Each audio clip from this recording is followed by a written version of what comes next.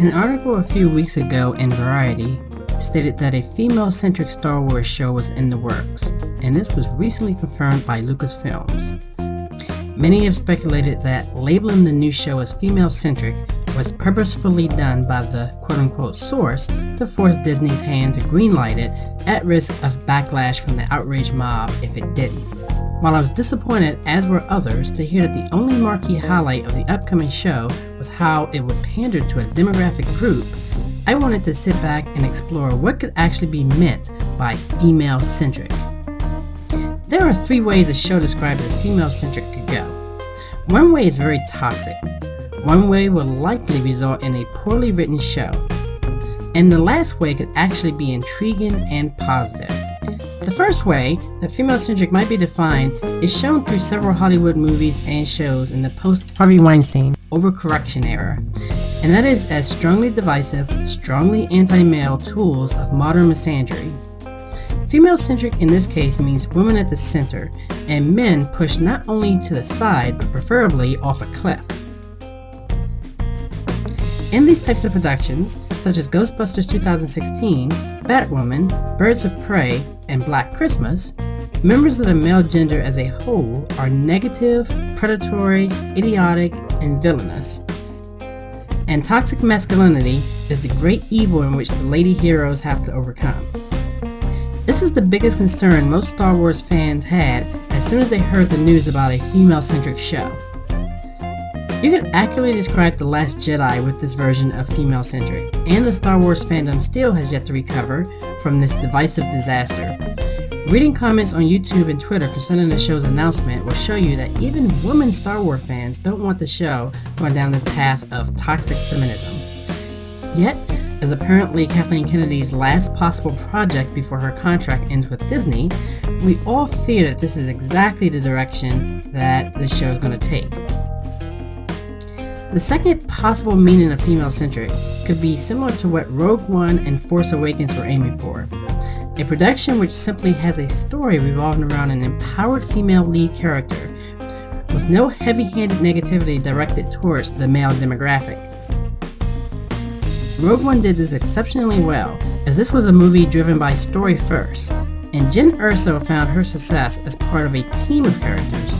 And the story had to be tight and well written to nicely line up with the start of episode 1. Rogue One was great because there was no interest in the creation of a Mary Sue character, as the movie itself was just a small part of a bigger picture, and the plot involved a death mission.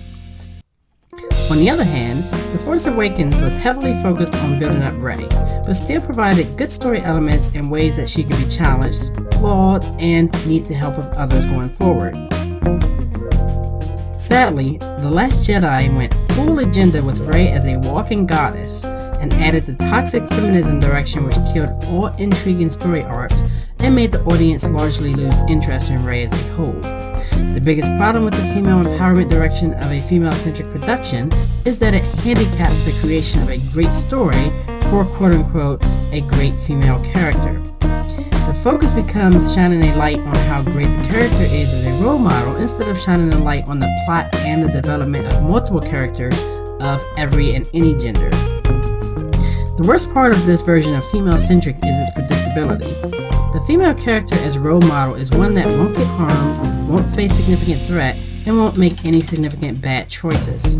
Ask yourself, how memorable was any movie you've seen when the lead character just seems to coast by? The third version of female-centric I find extremely intriguing.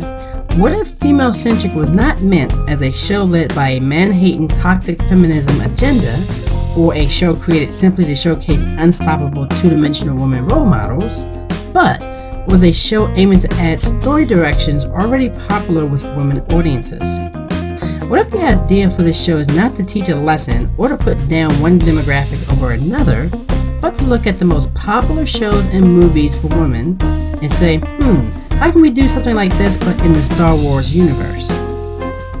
Movies with strong, but not exclusive, female audiences such as 2018's A Star is Born and Crazy Rich Asians, or TV shows such as Downton Abbey or Big Little Lies, reveal that relationship and drama story directions could be a smart new direction for a Star Wars show. The original trilogy, Star Wars, of course, had these elements through the characters of Han Solo and Princess Leia, and Luke for a minute. And then, of course, the relationship between Luke and what would turn out to be his father. But for most 9-year-old boys, it was likely the pew-pew and the lightsaber battles which pulled them in.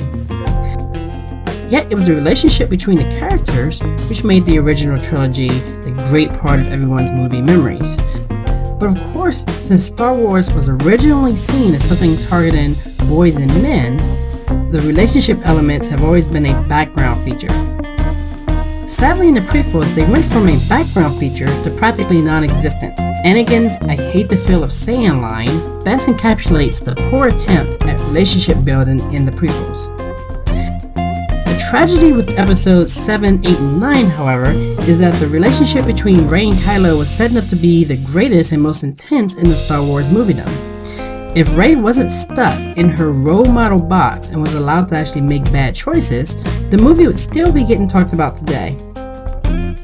But even with its lack of good follow-through, the Rey and Kylo relationship brought in plenty of women fans who maybe never thought once of being interested in anything Star Wars related.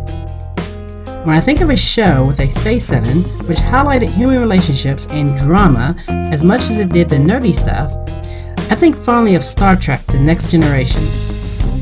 As a kid, I loved TNG as much as Star Wars, but in a completely different way. It seemed deeper and more philosophical. It made you think and imagine yourself in situations that the crew themselves were facing.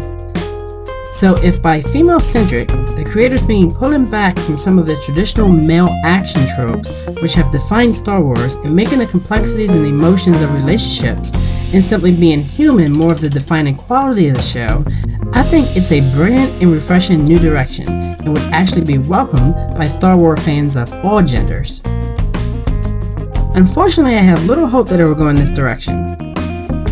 The fact that the only thing really released about the shows that will be female-centric indicates that they are going for divisive social politics for the social media buzz and the back and forth outrage which follows such things. Let's just be glad we continue to have shows like The Clone Wars and The Mandalorian which aren't female or male-centric, but are simply Star Wars-centric.